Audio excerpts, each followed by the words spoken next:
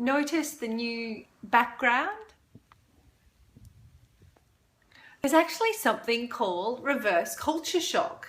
So you probably expect when you're going away for an extended period, to go and study in China or to go and live abroad or to go on one of your extended adventures. There's something called culture shock when you go to your new country. Maybe you've been posted abroad for a year and you're really excited about going. You get there and you have culture shock, which is where everything that you see in the new country is exciting and new, but it's also very strange. And so you might feel a bit stressed out. Things can take a toll. You might find the food and the environment, it's so different to where you're from that you'll get some culture shock. People often are not expecting reverse culture shock though. People, if they've missed home a lot while they've been away, when they come back home, they expect that everything's going to be wonderful. They'll settle back in, they'll find their old friends, they'll go back to school or they'll go back to work. Everything will be smooth sailing. How can it not be smooth sailing? You're back home where you want to be.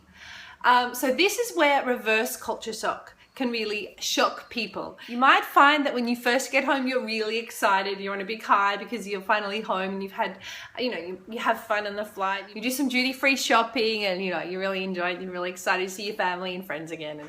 But after a while, you might find reverse culture shock comes in. And normally if you've been in, an Asian crowded place, all right, if you've been in China where it's crowded and exciting and there's a pace and everything's interesting and new, and you come back home and everything is sort of the same food.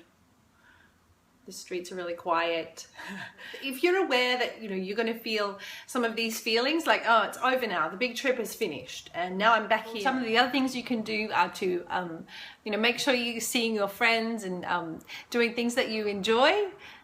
Find something new and exciting to focus on, sort of short-term, middle-term, long-term goals. Keep practicing your Chinese and keep going to where you're wanting to be going. Make sure you get some rest too, because you probably need a bit of time to rest and recover and get back to used to your normal life. And there's a lot to do when you get home. There's all this unpacking and there's all these documents to fill in and there's, forms and cards to find. And make sure you take some time out and have some relaxation as well. I hope that you found this interesting if you're dealing with some reverse culture shock. I always experience it when I'm traveling after I've been on an extended trip.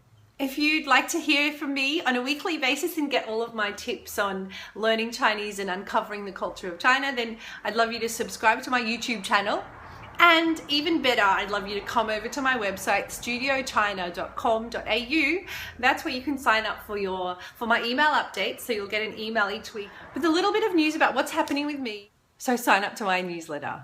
You can get me on Instagram @StudioChina. Look out for me on Thursday for another episode of Studio China Chats.